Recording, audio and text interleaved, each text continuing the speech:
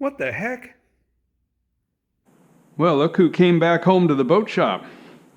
Well, Jackson Brown, of course, but the Electro Eliminator is back. Here's why. When we ran it, you may be able to find my testing video if you haven't seen it yet. This boat was converted from nitro to electric drive, and then we took it out and we ran it, and it ran great. It ran fast, but I could hear the drivetrain chattering as it ran. These electric motors, they spin crazy RPM, and it goes so high that it chatters. And that to me is a problem. And I could solve that in a number of different ways, but here's what we're gonna do, and this is the coolest thing ever. A rectangular box, isn't that the coolest thing ever? No, this here holds, although Postal Service tried to crush it, hopefully it's okay. This holds a wire drive system. Let me open this up and let's take a look. So this wire drive system is developed and sold by Brent buyers out of Texas. And this is just about the coolest thing ever. I run this on the gasser hydroplane, and it spins high, it spins free, and well, it doesn't look destroyed. And it's way lighter than a cable drive. And we dig that, don't we, Jackson? All right, let's take a look here. So we've received 2 of the wires themselves. Let me show you this guy. This is super sexy. We will cut this to length here in a minute. That's all it takes. You're already connected. We've had him shank it down here to a 3/16 shaft. It is quarter through the bushings, and this is all you have. And look just how true that is. I'm spinning it, right? Super straight. Let's look at something here. I use a slip fit here. Of course, a lot of you guys will use a cable that you clamp on. Either way, it doesn't matter. But cables are just never perfectly happy. In fact, let's grab one here out of our spare stuff tube. You probably won't be able to see this. Sorry about the noise. But a cable, if you turn it like this and spin it, you'll almost always feel it kind of spins free, and then there's a little bit of tension, at least in one spot. They are, okay, why doesn't this spin true? That's kind of a way to prove it. See the end of it hopping? A cable is just never a perfect thing. And when you spin this guy at the super high speed of an electric motor, this thing's gonna chatter. It is gonna chatter, unless you have it in a really tight tube, really well controlled. Some guys say that if you install your tube and put an S-bend in it, that eliminates that chatter. I don't believe it, or even if I did, if I thought it would be 100% not chattering, you're now forcing this thing to alter its course, and you're taking power away. You just are. Straighter is always better for speed. However, it may induce chatter, but what I want is no chatter and speed. Wire drive. How do you install it? That's what we're going to do, I think. Let's take a look at the rest of the system here. I know Jackson's interested. All right. Here we have, hope you can see this in the GoPro. This is the sleeve for our stuffing tube. This will be mounted into the boat. And then, by the way, this stuff comes pre-made, pre-bent. I don't know if you can tell that's bent there. I'm wearing new bifocals, and so it looks really crooked to me. I'm getting used to them. But this tube, by the way, this is hard anodized aluminum. So we're eliminating the big brass stuffing tube, right? This is it. This is the sleeve that mounts in the boat. We're going to install this into there. I don't know, can you see it slotted here? In fact, let's get out the clamp. Keep an eye on that, would you, Jackson? Okay, this is our clamp. It's going to mount on here. Doesn't fit snug yet. I'm going to show you why here in a minute, but it'll make sense. And all you do is insert this end. We'll insert into the strut that Brent provides. It already has the bushings in it. Set it the correct depth, and here's why. See this little groove right here? He puts that there so that you can see the depth to install this tube. You go too far and you're pushing up against the bushing, you're going to cause trouble. Too far out, it's not going to hold straight. He makes a line, make it line up. All right, got that? And then we clamp this guy here. And it gives it a little squeeze, holds it in place. Inside this tube are already positioned Delrin bushings. Delrin is a super cool material, easy to machine, but it has super high wear properties and is super slick. Clearly this is way too long. He provides it long. But the reason you will point this, and he's already done that, and we will do that after we clip it, is so that it'll find its way through the bushings and come out the other end. Okay? Oh, this is slick. Let's see if this slides in there. And now you have, see any wobble in the end over there?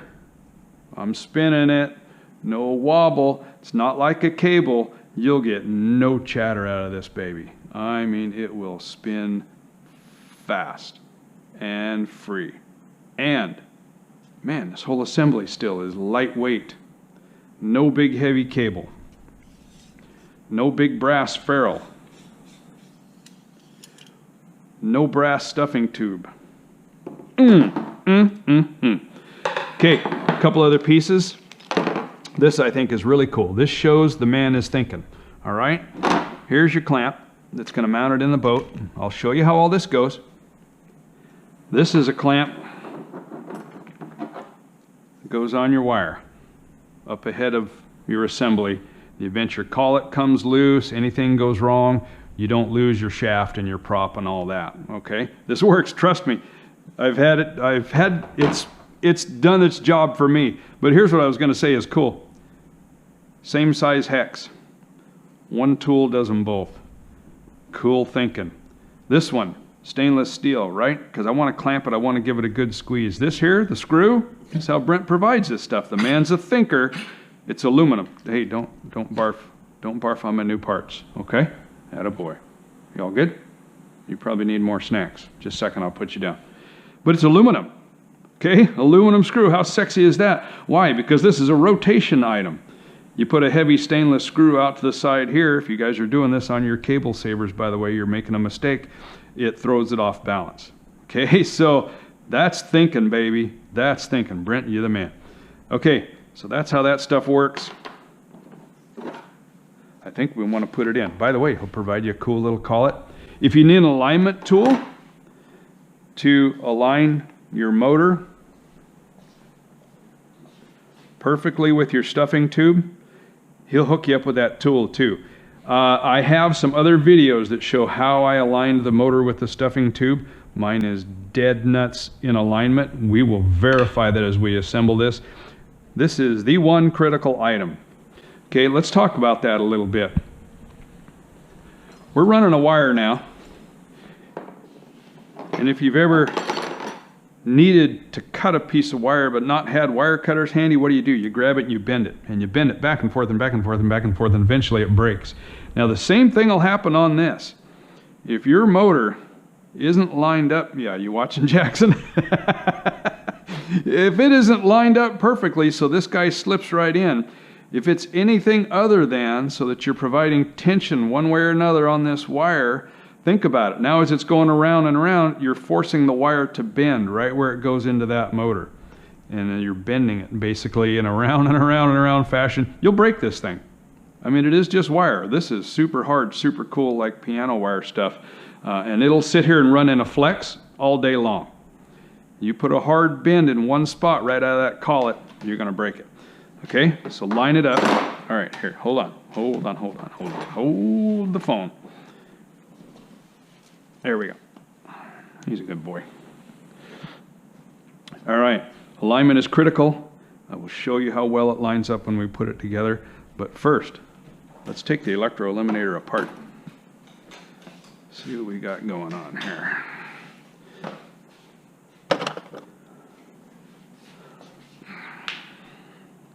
I don't know if you can see any of this stuff. I don't know, did I turn that for you earlier? Can you see that's moving just slightly? Cables are just unhappy. I've just thought this was the most primitive thing. The whole while I've been racing toy boats. I've seen some guys use solid shafts. Remember the old days and they would have like a U-joint on each end of the shaft? I actually think that's a better system than a cable. And I've thought about doing that for a long time. I know one really excellent racer that does that, or has done that, and his stuff is insanely fast. Here's my system. Little tiny dab of solder holds the stuffing tube into a solidly fixed brass tube in the boat. Okay? See if we can get that out. Show you how this works.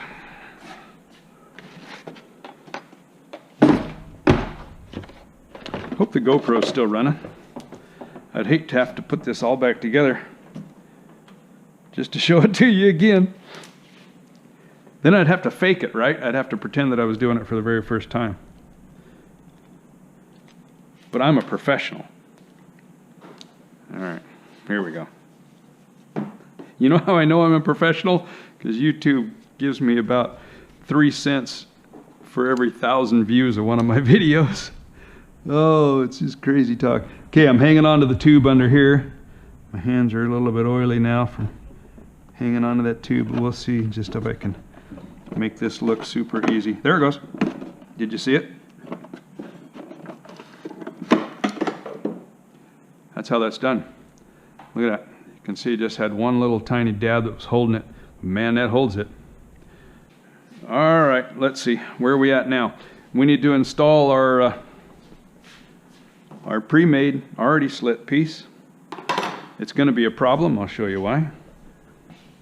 Number one is it's flared, and that flare's got to be up, so we're going to have to pull the motor out and slide the guy in this way.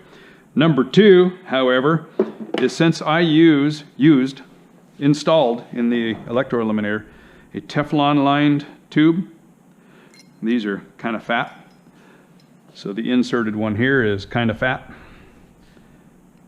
And this one actually fits inside here.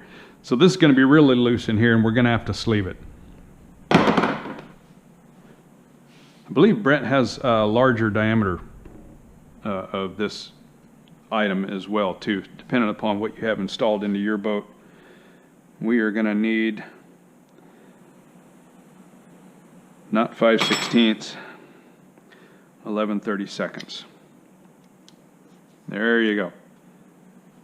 So we are going to sleeve this in. If I was building this boat for the first time, or if I cared a super duper lot, I would cut this piece out and I would install this 11/32 as my permanent insert, and then this guy would just slip in, of course, right?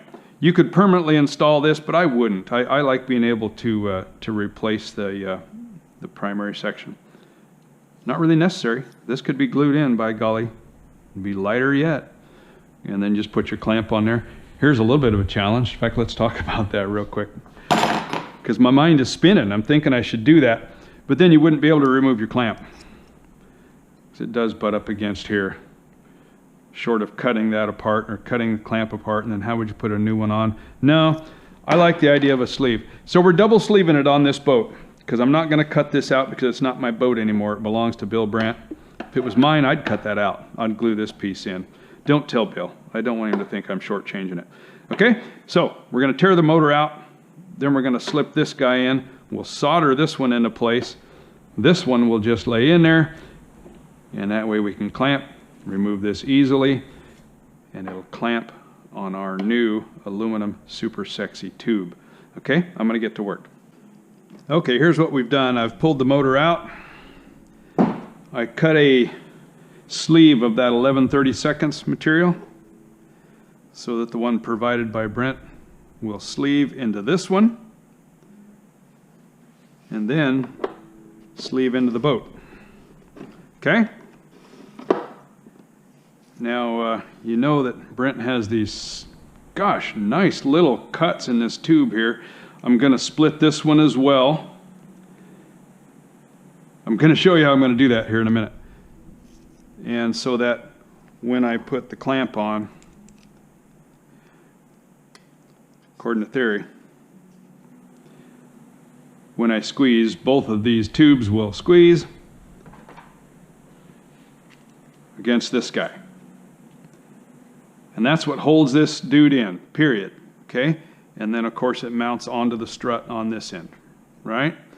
So what we're going to do now, I told you how I was going to slice that. I'm not going to do it just yet. We're going to do a test fit first. You know, if I use a Dremel tool, it's going to put a big fat slice in here, but this is so sexy that I'm going to try to do it on my, I'm going to try to do it with this guy here. I think that has to be how Brent's doing it, because that'll make a real fine little cut or a complete disaster, one of the two. Somebody's waiting for a snack. You got to wait. We're talking here. Okay, so let's test run it. Test fit it. Test run is coming. Okay, that's going to go there. That's going to go in there. Let's put our motor back in. This is going to be tricky. Bear with me, all right? This is going to be a little bit uncomfortable.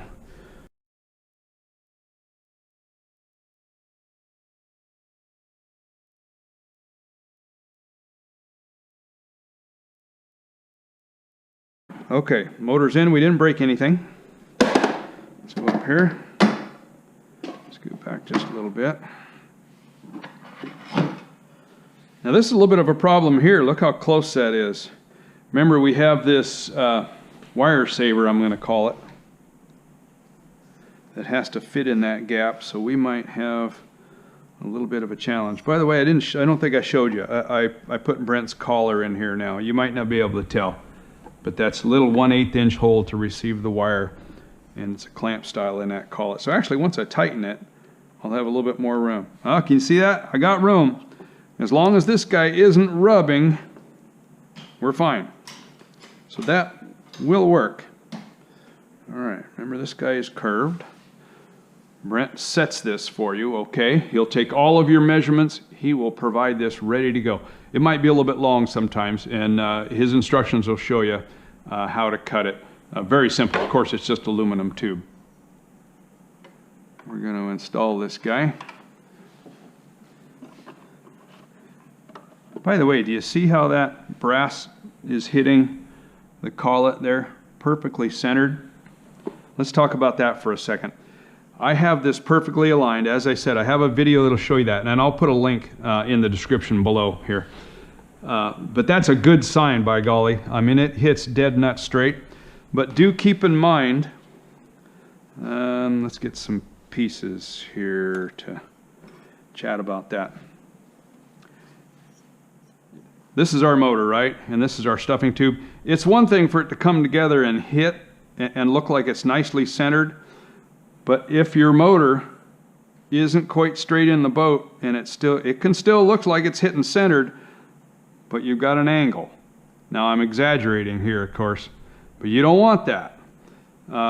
Same thing if the motor, front or rear of the motor is high or low. It can still think that you've got it lined up nice, but you don't. Okay, so alignment here is absolutely critical. Go watch my video. Get the tool from Brent if you need it. And if I'm super gung-ho, I'll go ahead and cut this out and we'll just redo it because I could use the smaller tube anyway. I'll think about that, but let's keep going. I'm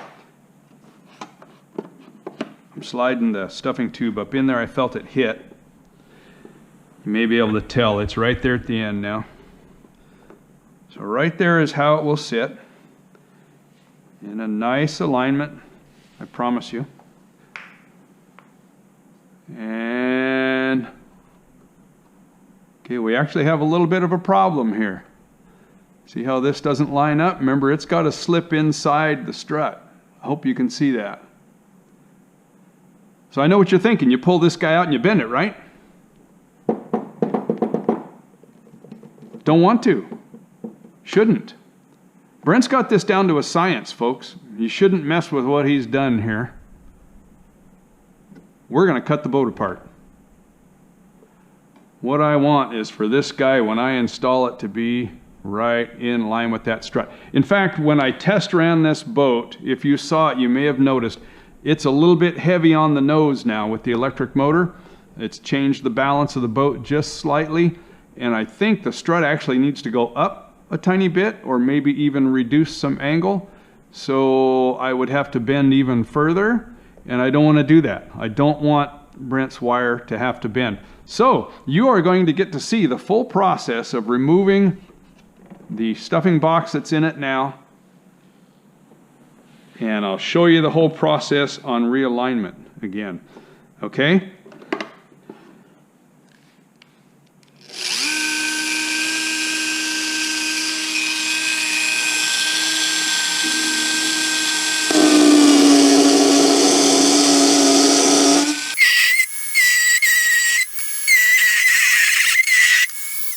This is hurting me, dude. I mean, like, to the point of physical pain. You know, it might be that that turkey's finally going bad.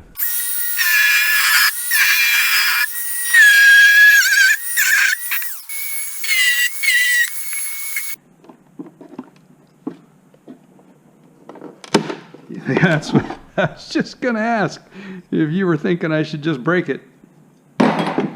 There you go! Big old hole in my beautiful boat. Ay, ay, ay, ay, ay. Oh, put a wire drive in for me, says Bill. So sure. Yeah, no problem.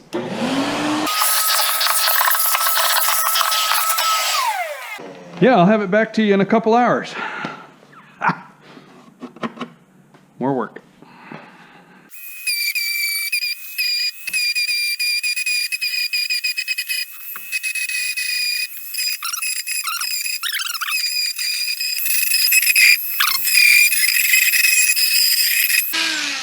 There, you can almost look at that now and say, oh yeah, that was a nice job. Almost.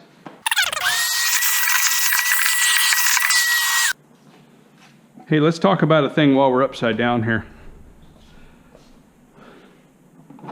The strut that Brent provides, he will provide different ones for you, different lengths, different positions. As you can see, it's extended in the rear. I can't do that on this boat. It's a class rule thing. I gotta have the prop hub in the neighborhood of the transom. This would extend it too far behind the transom. There's a little gimme room in the club, you know what I mean? Nobody's super crazy nuts about that. But so I haven't decided yet if I'm going to modify this one to work, or if I'm going to take Brent's and perhaps drive the bushing in slightly and cut this off, or more work on the boat. I could recut the slot for the strut and bring the whole thing forward, right? So that's coming. Okay, so I think here's where we left off the other day. Well, to you, it wasn't the other day. To me, it was. I've taken Brent's strut and I've moved the bushings inside a little bit. Don't tell Brent I did this. And don't do this, okay? Because Brent will do this for you. But I bought extra bushings from him and I made my own little driver. And so I'm kind of prepared to do that. And then I cut the back of this off. Remember, it was too long. I've cut it. I milled it. It's nice and square. Bushings are where they need to be. I made sure that I left enough space with that forward bushing that when I line this up, it doesn't hit it. See how it recesses inside if I go too far? So I'll line that up. We're going to be fine. I scooted this one as well as this one because I wanted to keep them as far apart as possible to make the shaft as stable as possible. It'd probably be fine with just one, but no. Anyway, here's the thing. I haven't talked to you about this yet. See this? Can you see that little hole there? That's an oiling hole. After every run, if you want your bushings to live, I mean, if you want to destroy them, you're going to take some oil, and you're just going to come in from behind the boat above the prop, and you're going to squirt some oil in there until you see it drip out of each end, okay? Now that's an issue. If you're dumb like me and you scoot this bushing forward, you're going to cover that hole inside, right? And then you're going to try to oil it, and it's going to just be against the back half of that bushing and not go anywhere. Like I said, I've got the machine equipment where I machine this, and I recut that hole where it comes in a little bit further forward, so it still works just fine. Okay, so we're going to use his strut.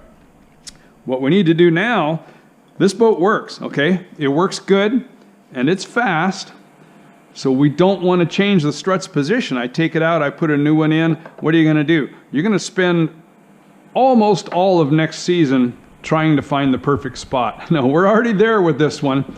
If anything, I'm going to raise it, lower it now, just a tiny bit, because I think the boat needs it. And remember, we're taking a lot of weight out of where? Right here, back half of the boat, behind your sponson touch points, back of the boat. It's going to make the boat a little heavier on the front. So we are almost certainly going to raise this strut. So we need to mark it. A couple things I'm going to do. In fact, let's do it right now. A little bit of brake cleaner. It's going to be greasy and have pond yuck on it. So I'm just going to clean the surface real quick. And I'm going to mark this one. I can throw this one back in there if I need to, right? I do this when I adjust my strut. If I'm at the pond and I want to adjust the strut, I'll put a line on it like this.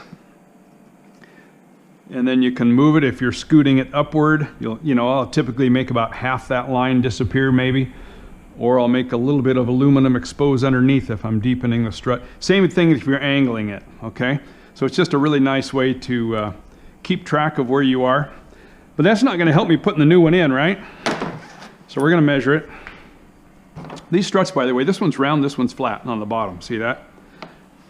And you guys can go debate that all day long about whether you think it makes a difference. I think it does not. Yeah, could this kind of be a riding surface if the boat hops and hits here? Sure. A little bit. Not much. I'd rather have this not doing anything. So quite frankly, I'm really happy with the round strut.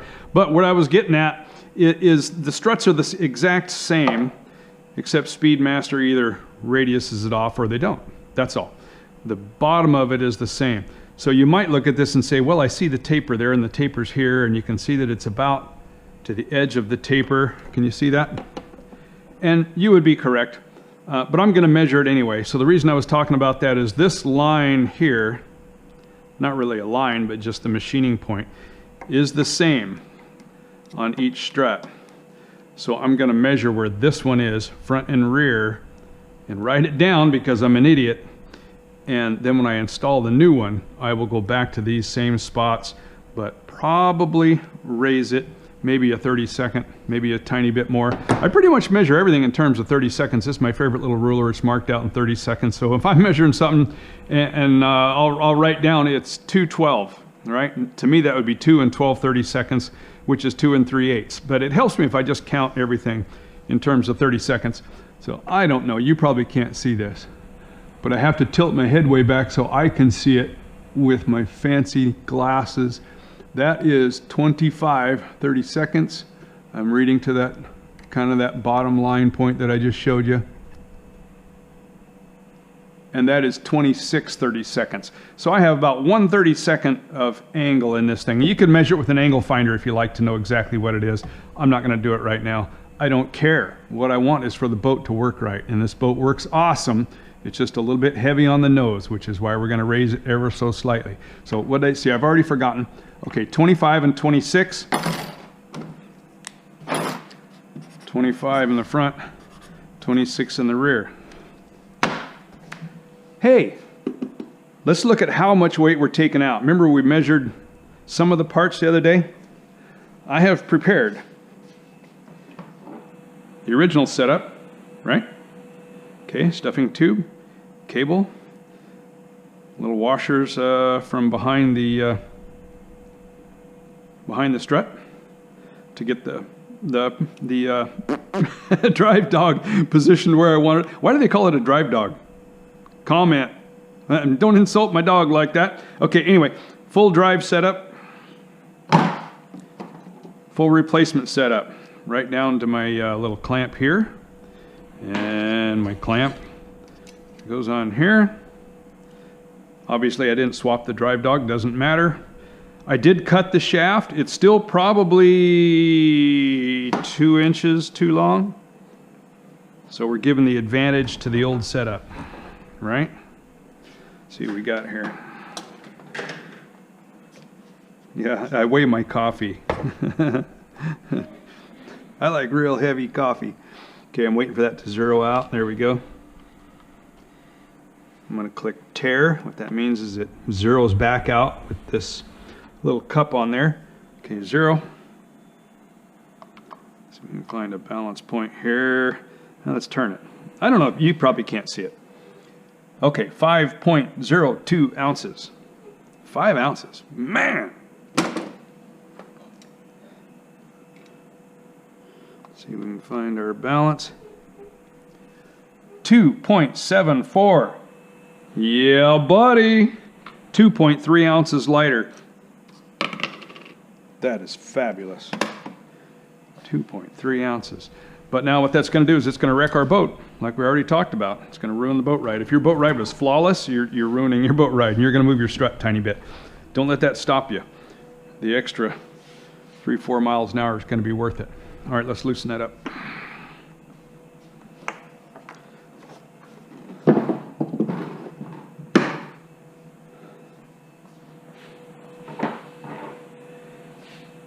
Pardon the repetitive electronic noise. I've got the printer running again, making a bunch of parts.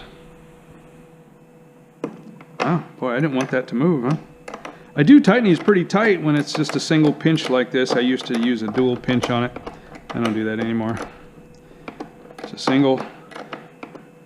Crank her down pretty tight. It's one of the very few places I actually use a steel screw on the whole boat. That and the turn fin.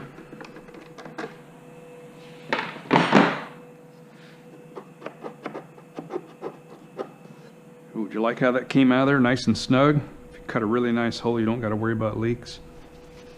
Keeps it straight. Okay, so that one's marked and removed. And yeah. Mm-hmm.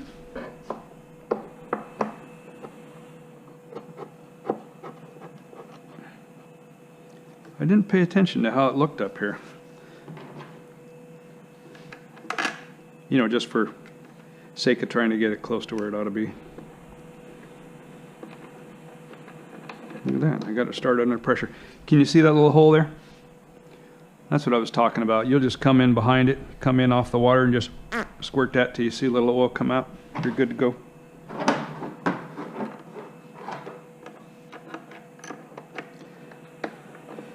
Now I know some of you are going to give me a hard time about this, because right now that's where I'd like to see it tighten up with no extra threads sticking out. You know them extra threads, man. That's weight. Well, it is. All right, so I've done some stuff here while you've been gone. Now I'm about 4 cups of coffee into this, so if you struggle with it, don't give up, keep going. But we're working on the alignment now, okay? This is really the most critical part, so pay attention. As we've already discussed, we need to get this tube perfectly in line with the motor. Or another way to put it might be we need to get the motor perfectly in line with the tube, because the tube goes where it needs to go on account of the strut, right? And so we got to move the motor till we get where we want to be, till we get in alignment. And if I hadn't inserted that all the way, here's what you need. Now Brent has this, okay? I made this one.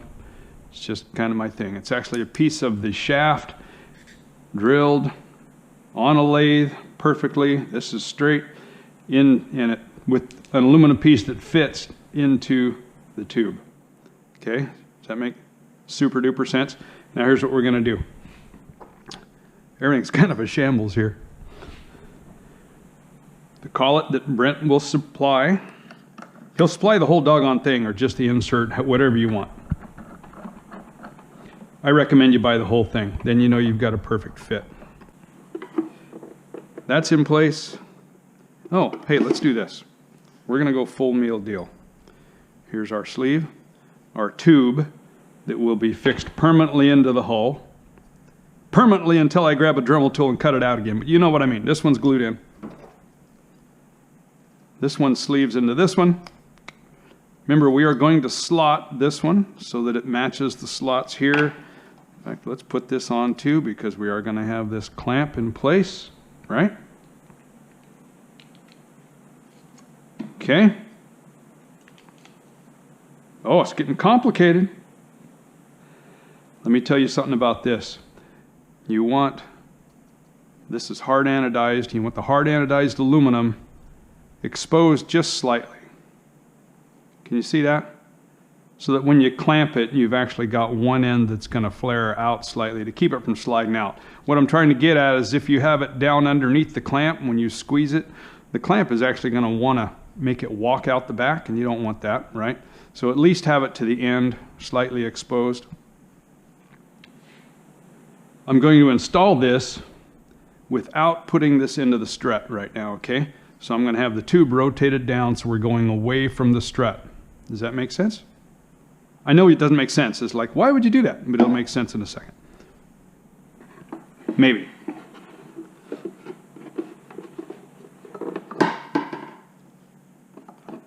Okay. Beautiful slip fit. I'm going to go ahead and snug that a little bit so that I know it is dead nuts perfect. Dead nuts, that's a technical term. You should probably look that up. What it means is just right. I'm going to slide this back a little bit, if I can. A couple reasons. Remember, first of all, this clamp clears the floor, which is nice. We need to leave enough room here for what I'll call our prop saver. Right? I don't really need that much room, but you want to leave enough so that you don't have to worry about it rubbing. Okay, plenty of room. See how that comes through the hole nice and pretty like? Now I've already messed with it a little bit. I've modified the mount slightly. I've done whatever I had to do, which is a number of modifications, including the bottom of the water jacket here. I had to take it to the belt sander and give it a little zing, just to give myself a little bit of clearance, because I did whatever I had to do to get the motor to where when I assemble this, this is perfectly in line. We're going to look under here now. I hope you can see it. Remember, we're swung way down. But when I put the motor in, I also want the angle such that this will insert as well as possible into the strut. And I'm just going to rotate it up into place. Hopefully you can see that that lines up beautifully with the strut. But you say, what if the strut isn't really in line with the motor? How do we know that? Okay, well, we know we have our alignment good here, and the curvature is just right, right? We did whatever we had to do with the motor to get it to where the shaft that Brent supplies, don't go bending his shaft, to where the shaft that he supplies lines up beautifully with our strut, height-wise. Now we're going to make sure the strut's in line with the motor. Or very, very close. I mean, if you get past 4 cups of coffee, you're doing something wrong, or it's close enough and you're overkilling it. Biggest thing is that this part is perfectly square. I've probably said that many times. Deal with it. Because that's what matters. And that's the beauty of the alignment tool. Get it from Brent. Let's see how we're going to go about this part. Oh, I'm going to show you another piece while we're doing this. You remember I had a little bridge in here before? We're going to put that back in. Just to prove I'm human, I built one entirely wrong. Actually, people ask, how do you measure that? How do you figure it out? I guess, dude, I guess. And when it ain't right, I do it again. Here, check it out. Here's a piece of scrap. Here's, oh, in fact, we'll install this too, man. Let's go all the way. Let me think. That goes this way. It'll make sense in a second. I gotta get this in the right order. Okay, pull that off of there. This supports our permanent mount tube. Far enough back that there's room for the clamp. So we'll assemble the whole shootery. That's gonna suit me. I want some gap here because there'll be a little fillet of epoxy around there. Just got to keep that in mind. We will now insert this piece. In fact, I'm going to leave the alignment tool out for the moment. What we're checking here is our alignment this way. We already know that our height is good. In fact, when we put this in, its own weight is going to make it appear out of line here, but we know that it's perfect because we just checked it. I hope I can install. Oh, I blew it. Oh no, it'll go through.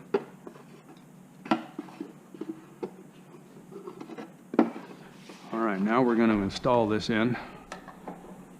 If we've done it right, it should slide in without too much fuss. Wiggle it a little bit and go right in. Got that pretty well lined up. Oh, what do you know, man? Can you see it? We are lined up. Slide this forward a little bit. In fact, this will probably... No, that's about right there. I'm a-digging it. Look how sexy that is. Let's look underneath.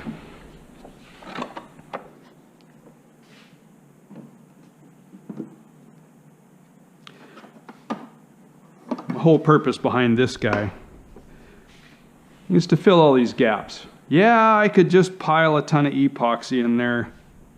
It's just not cool. So the right thing to do is to build one of these and ruin it and use that as your template to now build one that fits properly. Okay, now this guy, when it goes on there, it shouldn't have any tension. It shouldn't be pushing the tube one way or another. But so that's our piece there that's going to cover that.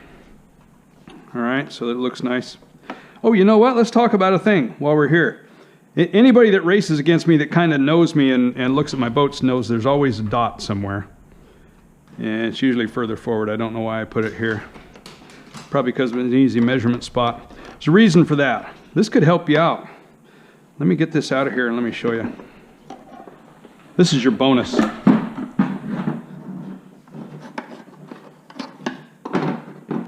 Okay, so your boat doesn't work very well, or maybe it works flawless.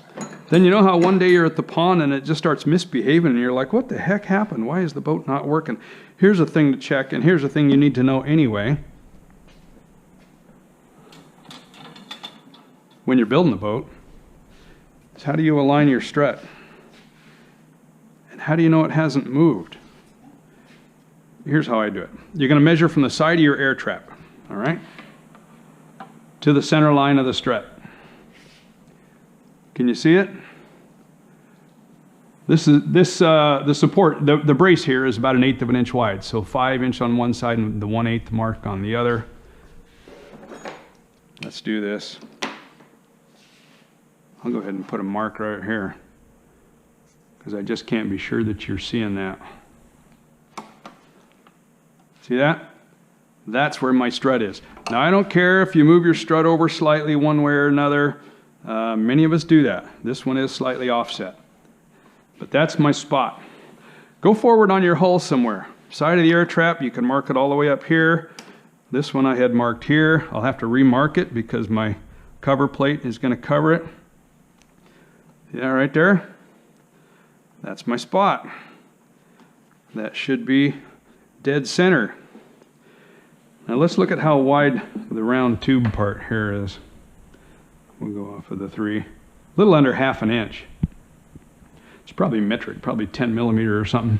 Let's put a couple more marks here just for fun. If it was a full 1/2 inch, we'd be marking at 11 3/4 and 12 1/4, but it was slightly under, remember, so we're gonna just put a couple slightly under. So that's about, if the strut was all the way up here, it should be right there, right? Let's find out. I'm at the pond, the boat doesn't work right, it's not behaving, I'm trying to figure it out, can't see nothing wrong, flip it over. And let's check. We're not measuring distance now, this is just my straight edge. I'm going to set it up against the strut. See how that walks back and forth? I can tell really easily where dead nuts aligned is. And I look forward. Can you see that from that angle? I'm actually slightly over the right side dot. I'm going to go on the other side. I'm going to rock it a little bit. And I feel it setting right there. And I look here, see how I'm slightly to the left of the left side dot? That means my strut is turned ever so slightly toward the fin. That is good. I've never been able to make a boat work with it turned the other way. Perfectly straight works nice. Canted towards the fin a little bit works nice. I know some guys that'll run it pretty far over.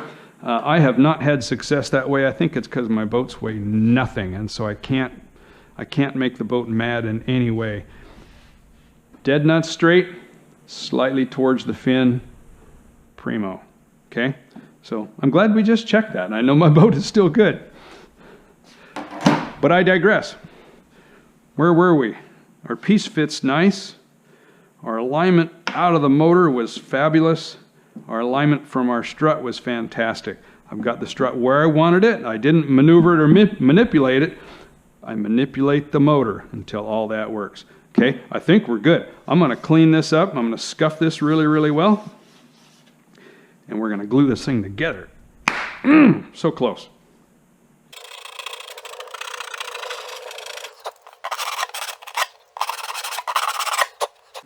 Trying to hit bare wood here. I want this to hold really well. I think we're pretty close there. By the way, you know what? I've seen you guys. I've seen you put that big aluminum, what do you call it, a T-bar thing in there. Big old booger with some bolts and clamps and adjustability.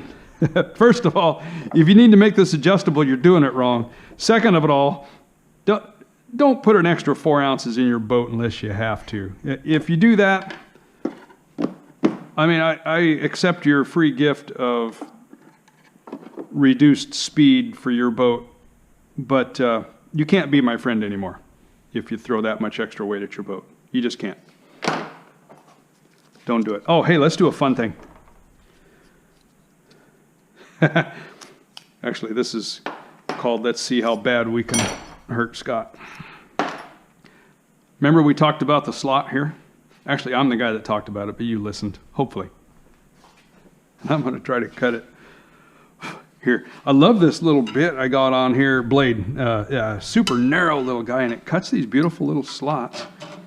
In fact, let's see. This is the one that Brent did, but look at that. I mean, I think that's the way he did it. I can picture trying to cut this, and you know, this guy goes up and down really fast, and trying to yank this thing out of my hand is kind of what I'm envisioning here. But let's give it a shot. I mean, this is what I do for you. Okay, so I'm thinking, yeah, we'll just do it. If I take a finger off, well, I don't know. Maybe I won't edit it. I got a feeling this is going to hop like crazy. I'm trying to push down hard, but I don't want to take a blade through the fingernail. Here we go. Go, yeah, baby. Come on. Don't give up. Ha!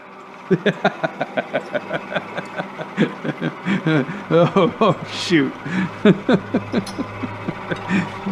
Oh, God. This is going to hurt me more than it does you.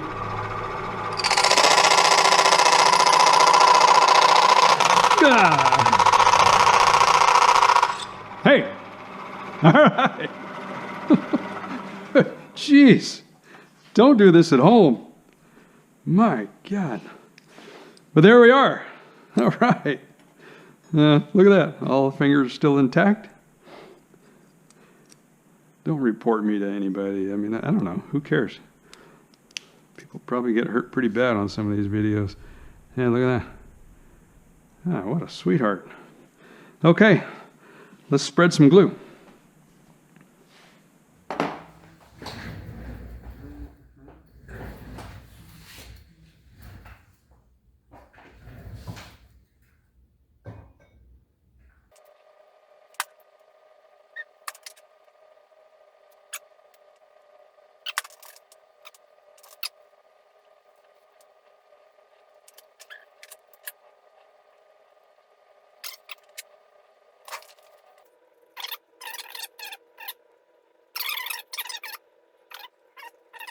We're not putting a whole lot on right now. We're doing what I would call a wet out. That is where everything that's bare wood I want to hit with raw epoxy. This G-Flex.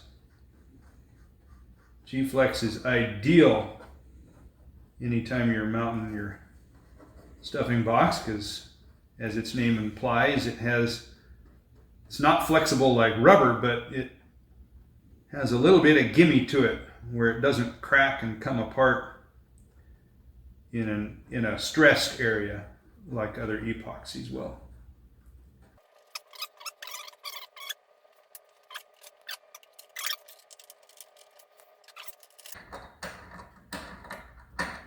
Putting our collet in place. A little bit loose.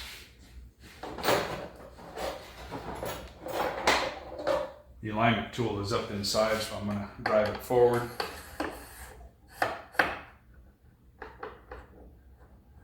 Right in.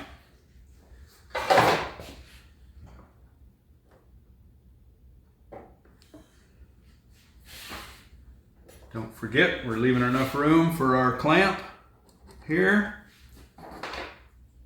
This clamp here. We're good. No tension on that piece, which is nice. I'm going to slide it rearward now so it rides down the angle of the tube until it just touches the floor. Still rocks ever so slightly. As I say, we're not trying to create any tension because then that'll affect our alignment. In fact, I'm going to back up because I need to snug that a little bit just to be sure that it's perfect. Okay. Go back forward with this piece and reset it again. Loose. Just touching. As I slide it back, I can feel it touch as it hits that floor.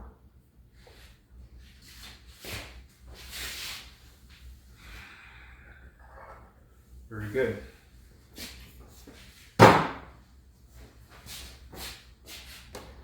That is now perfectly aligned.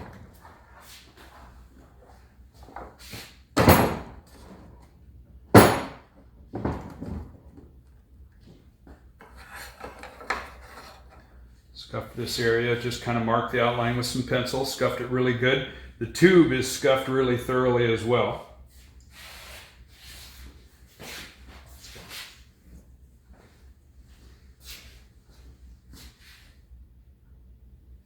One of the really cool things about this setup is since it's mounted here and mounted on my bridge and we have a solid drive, there is zero flex, zero vibration, none of that cable wind up. So this area really doesn't even get stressed anymore. So yeah, I still build it really strong, I think. But the truth is, it just doesn't take much stress. So this is just about the coolest thing you can do in every possible way.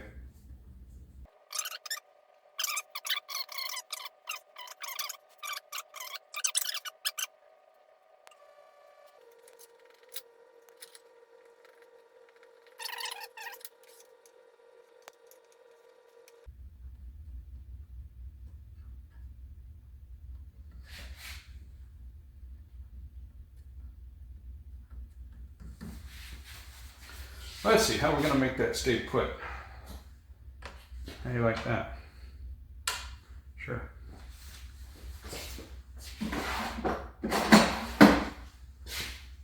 Let's make sure it's clean so the tape will stick well.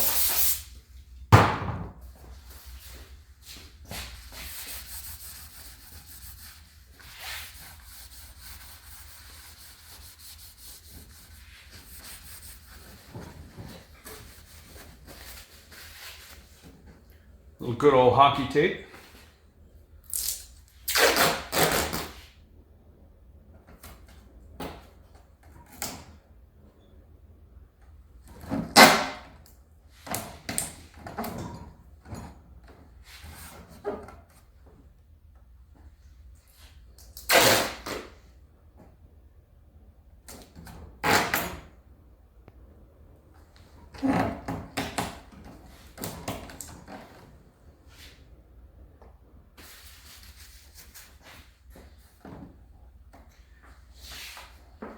At least I will hold it in place for the moment.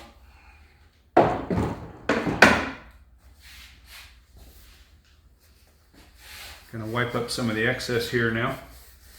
Trusting that the epoxy has worked its way into the bare exposed wood in this forward area.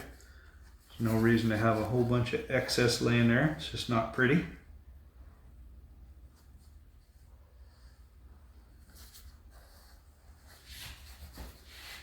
Okay. Going to do a full coat of raw epoxy on the bare wood on that support.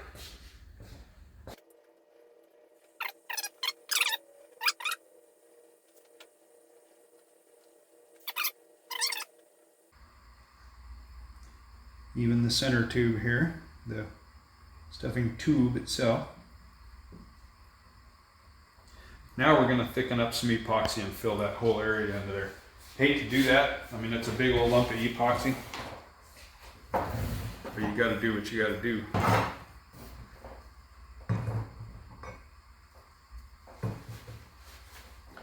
Thicken it with a little 406.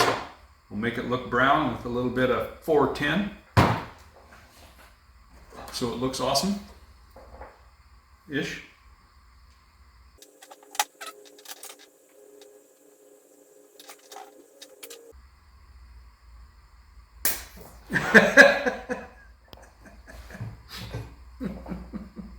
That's awesome. This is live. This is live, folks. Oh.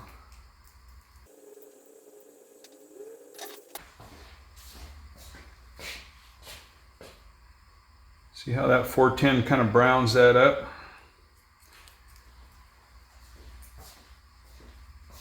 Helps it blend in a little bit with the wood. Still too runny.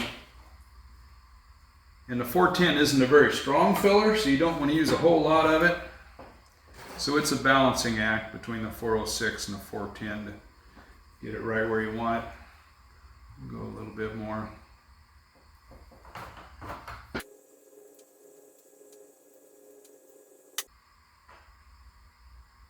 Running away a little bit. Can't have it run away or it's going to run out of the joint when I got to fill a large area.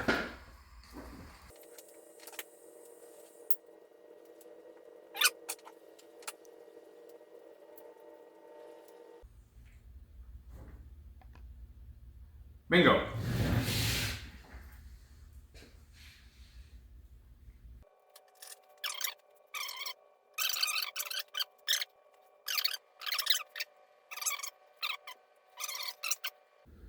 In a minute, I'll bring the camera up here and let you see how this looks.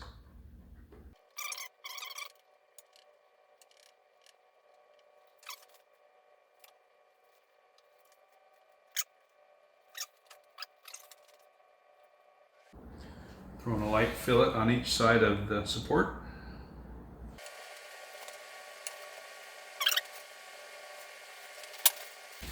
Okay. I think that's very sufficient. We need to work on that back side still though. Right now, boy, I did a nice job fitting that. Sure looks better than the top side where it had all those gaps from having to cut the old one out of there.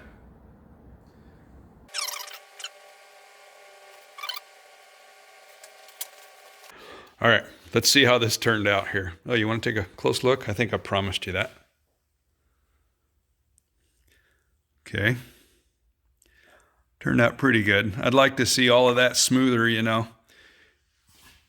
And when you're building the boat for the first time, it'll look like this, but then you scuff it lightly, and then when you paint the boat, you shoot the interior with some clear, and oh, it looked good.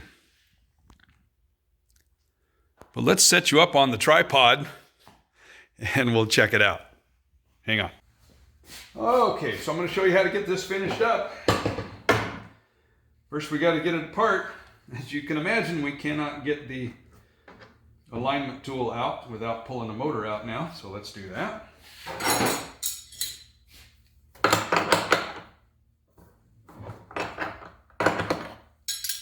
To be loose.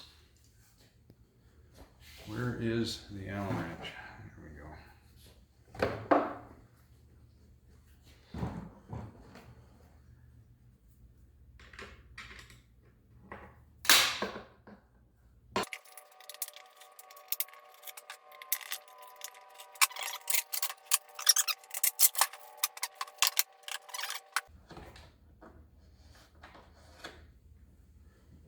We are lined up. And that doesn't want to come out. We're going to remove the aluminum tube. What I probably did was got a little bit of glue on this guy. We're going to have to come in from the back with another piece of brass this size and tap that guy, and I think she'll walk right out. I hope. Grab a hammer. I call this the Jeff Heineke's strut adjustment tool. RC Unlimited guys will know what I'm talking about. There we go.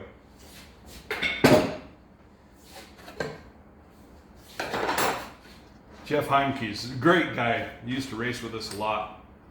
I'd see him with a hammer banging on his strut and knocking his rudder back into place. You just never knew what Jeff was going to do. And then he'd go out and beat me. That was a long time ago. When I was a rookie. I used to study everybody, you know, try to figure out how to do this stuff, and I watched Jeff and I thought, okay, that's not the way to do it. Okay. There's our clamp. All of that, just put this tube back in. I'm going to line up the slots on this one with the slots on this guy here. I lay them more or less parallel.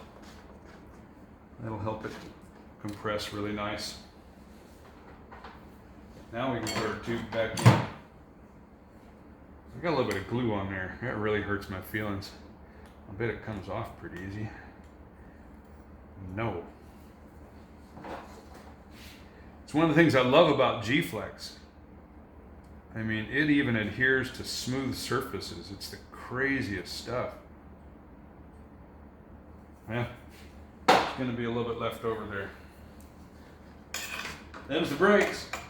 Oops.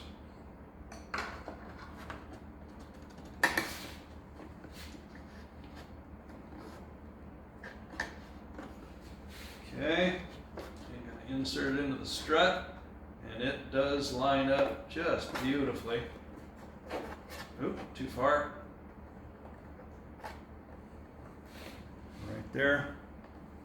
Shove my brass back in if I can. Oh, it turned on me. Hang on. There we go.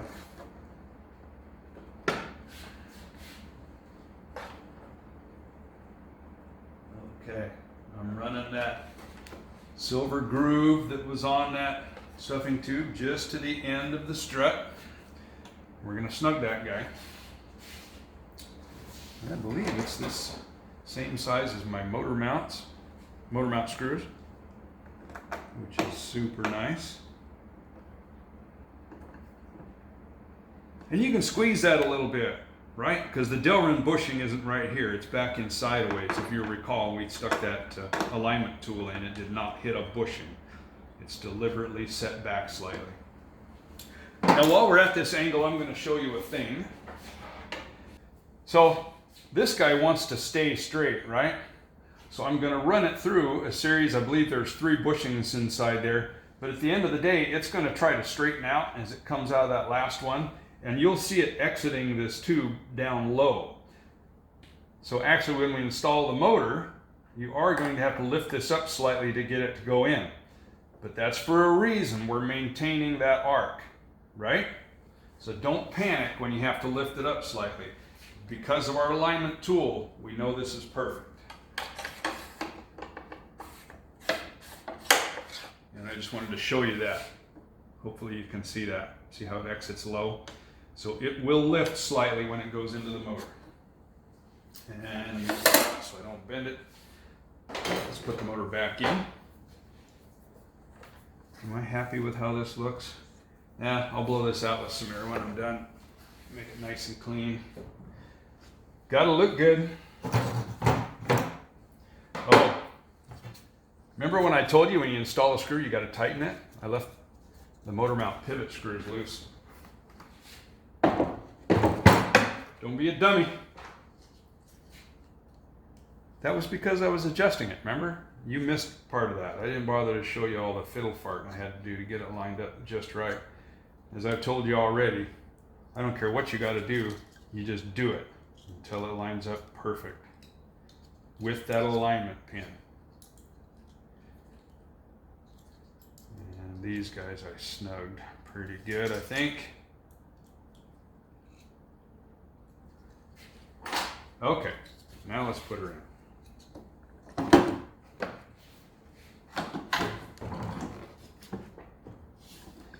You know what? I'm going to talk to you about something here real quick.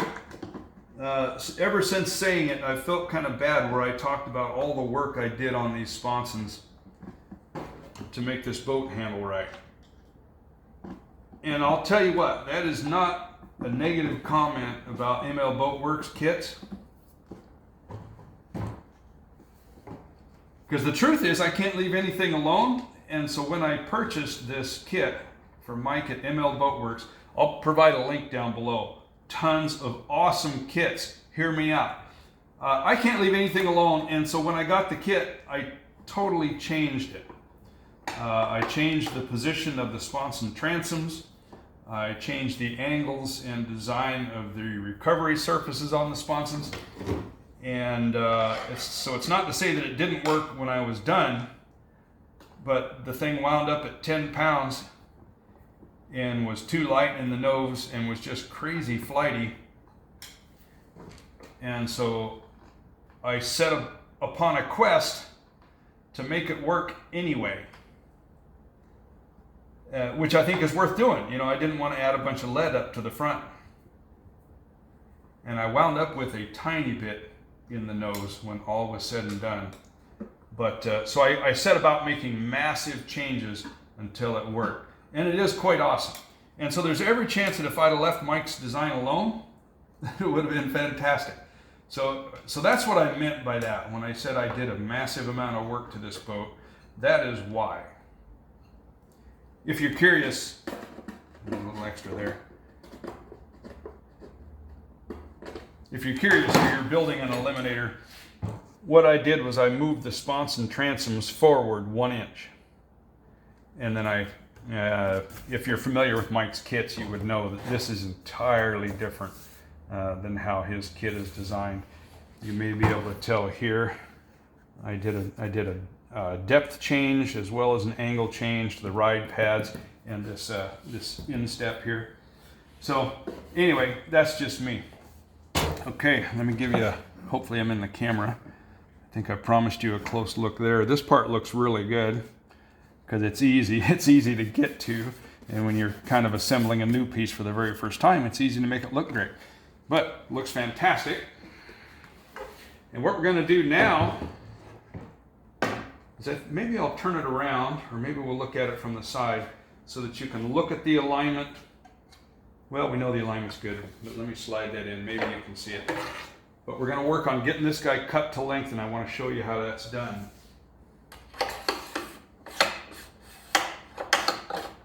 Oh, and she goes right in. Okay, so we've switched back to the GoPro to finish up here. Sorry about that. I know it's dizzy keeping up with me. So I wanted to show you a couple things about how this goes in that feels strange as compared to a normal setup. As you slide it in, you will feel it and hear it touching the bushings. Now remember, the bushings have a really small hole and they're in that tube, and this guy wants to go straight. So it'll hit the bottom parts of the bushings, but you're going to wiggle and turn, and then it will pop up into place.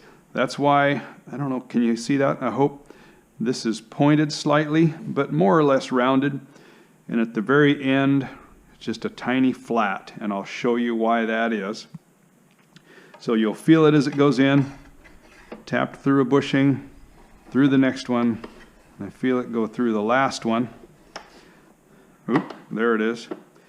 As it enters here, remember it wants to go straight, so it's at the bottom. Brent tapers this so that it helps it go in, but just lift it and you'll feel it as it goes. Now as it's sliding in here, I'm moving it back and forth, you should not feel any resistance if your alignment is good and it goes in really nice.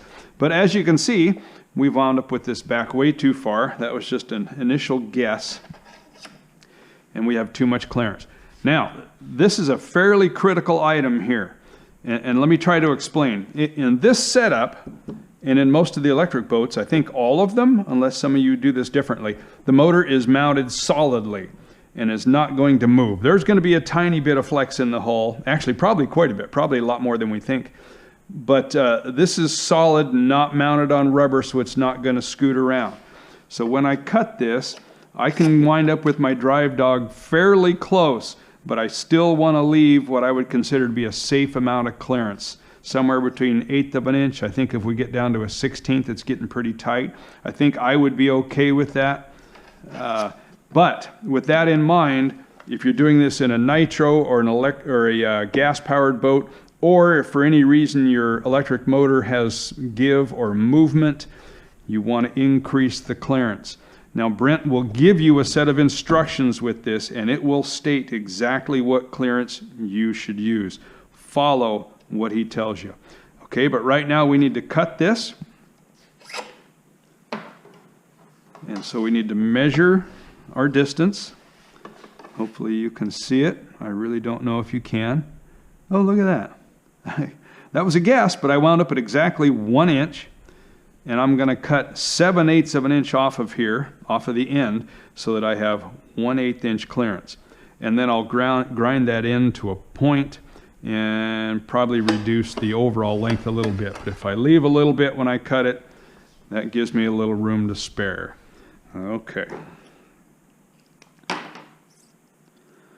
Try to line that up with the end. We want to cut 7/8 of an inch, which is 28/32. Put my mark right there. This cuts quite easily with a cutoff wheel, a Dremel cutoff wheel. One of these works great. They have a metal version and a plastic version. And have you seen these? It's a quick change. This is the way to go. You buy one mandrel. Took me a second. And then you can buy a whole package of these. It's really awesome. Amazon, anywhere. All right, here we go.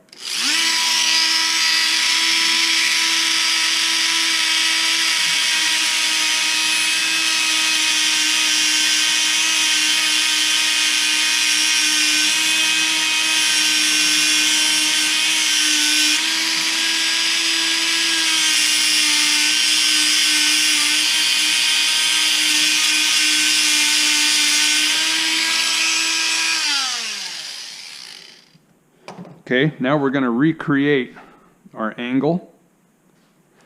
And you could do this with a Dremel. You could do it with a grinder. You could do it with your belt sander. Whatever works for you. Just going to set it on and rotate.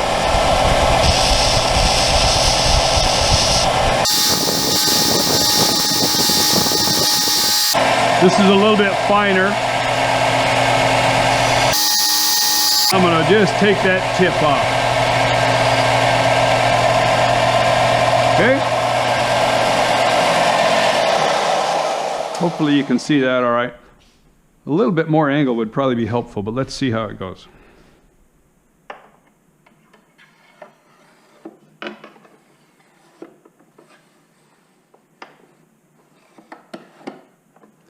There we have it. That's probably a bit more clearance than I need.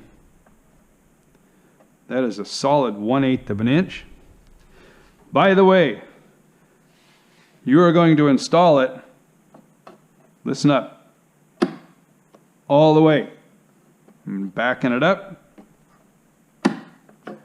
Okay, it needs to go solid against the shaft of your motor, or if you're using a bolt-on style collet on a gas or a nitro or something, it needs to thump down inside the head of that Allen screw that's down inside there, okay? The reason being, if you have it slid back and then your prop thrust tends to want to make that thing scoot in there, you are now causing it to start to loosen. So you want the thrust against the shaft of the motor, okay? All the way forward. This is not a thing where if you cut it too short, you can adjust the clearance just by scooting it back. You cut it too short, you blew it. So you're going to sneak up on it. Yeah, I'm going to reduce that just a tiny bit.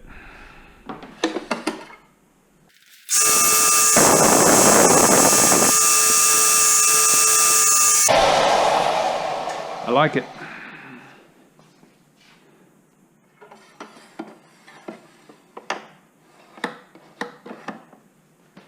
Okay.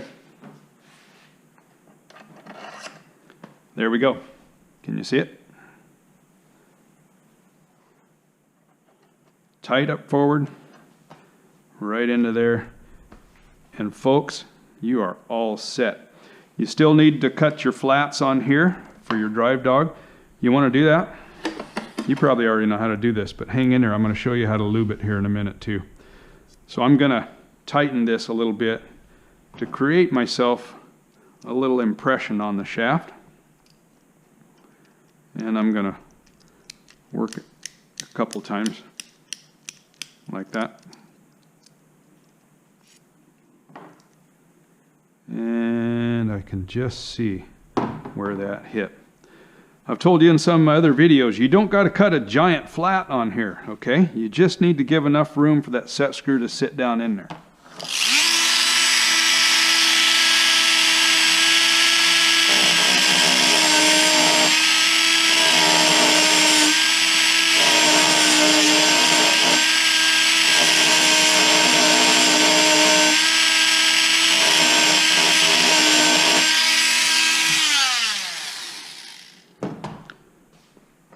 We're going to set it on. We're going to do that little snug routine, and I want to see marks that it is set down inside.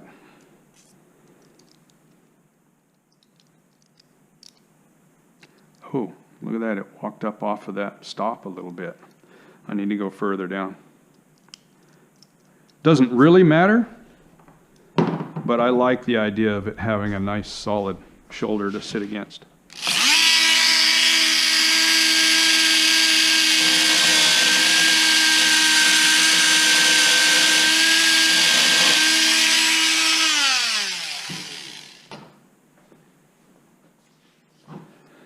See how we did.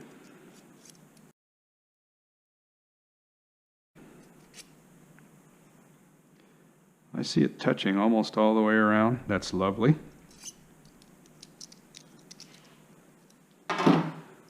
Little dab of red Loctite. We do want this guy to stay. To remove it, you just apply a little heat, a little torch, soldering iron, whatever you got.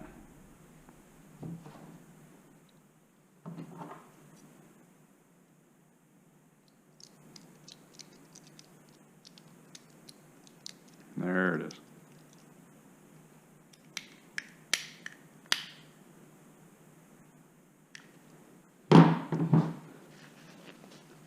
That's the way I like that to land. See how that set screw is just about flush? It's a very short set screw. If you use a big long one, it'll stick out. Possibly harmless, possibly not. Okay, all we need now is a prop nut, which I do not have. That would actually work just fine.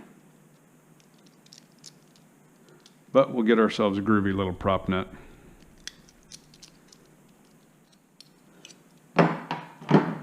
You now have your shaft. Let's fit this thing and let's lube it. First of all, I would put, if I was doing this right now for the final actually done deal, you would put oil on the shaft.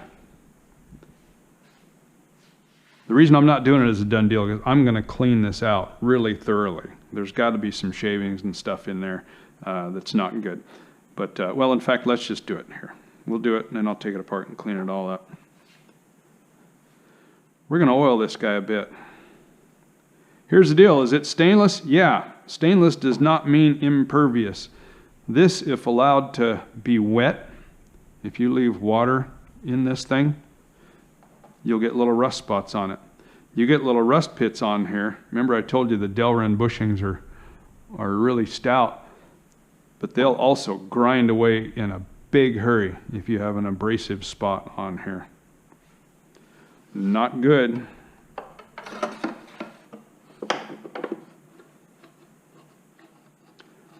I'm waiting to see that start to come through. I'm not going to push it all the way forward yet.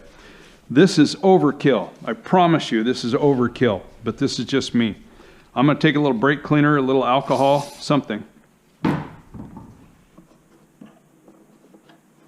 I'm going to wipe that shaft as I shove it all up in there. Weird. Why am I going to do that? Well, I don't want oil on the shaft.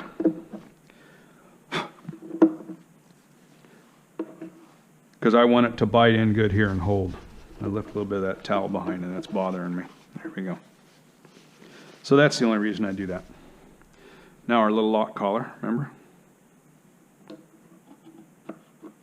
We're going to run through that all the way in until I hear it hit.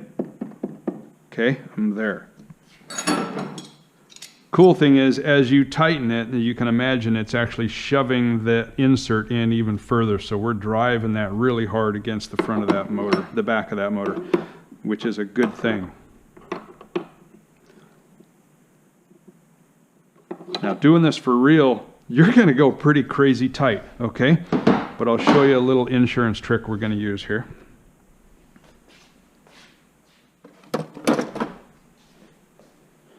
Okay, we're in there. This guy I'm putting against the collet.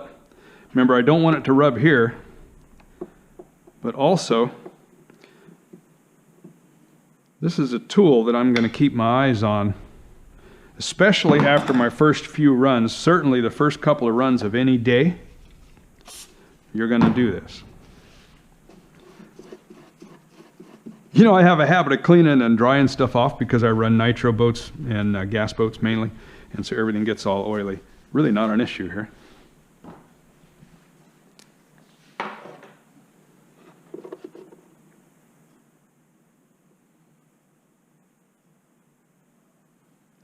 Okay, that is now our indicator. We go, we run, we come back, we check this to make sure nothing has moved, and we snug it. This is just part of your routine, okay?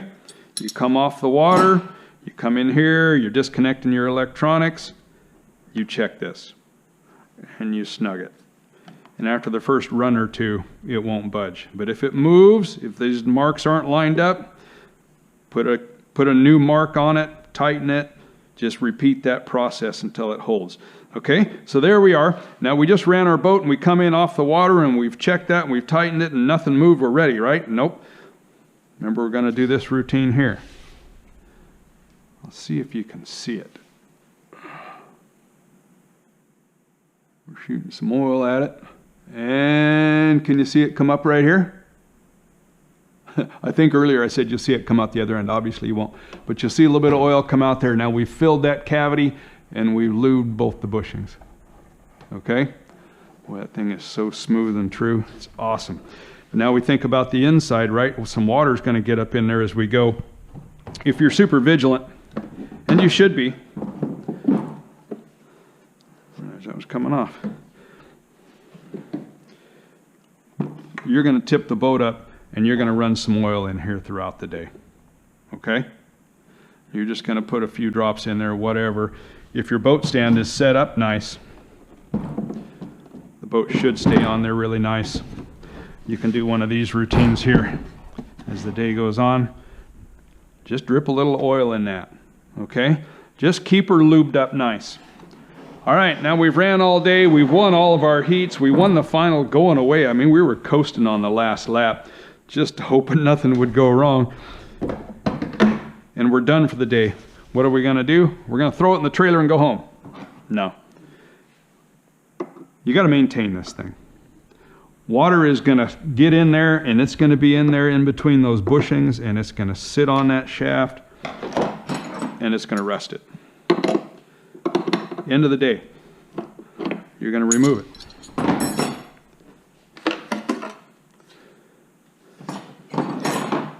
You're going to clean it and dry it and make sure it's good. You're going to put it back in the tube that Brent gives you and put the end on. Now you're going home for the day with your trophy. And you get home and you're feeling like a big hero, and you tell your wife you won the race, and she says, "That's nice, dear. I'll go out and scoop dog poop." All right. Check it out. Remember, give me a like if you liked it, okay? And check out Brent's The Buyer's Wire Drive. Link is in the description. Go get one, or I'm going to whoop you bad. Don't know why I tell you this. Lets you keep up. Okay. 2021, come on, let's go racing.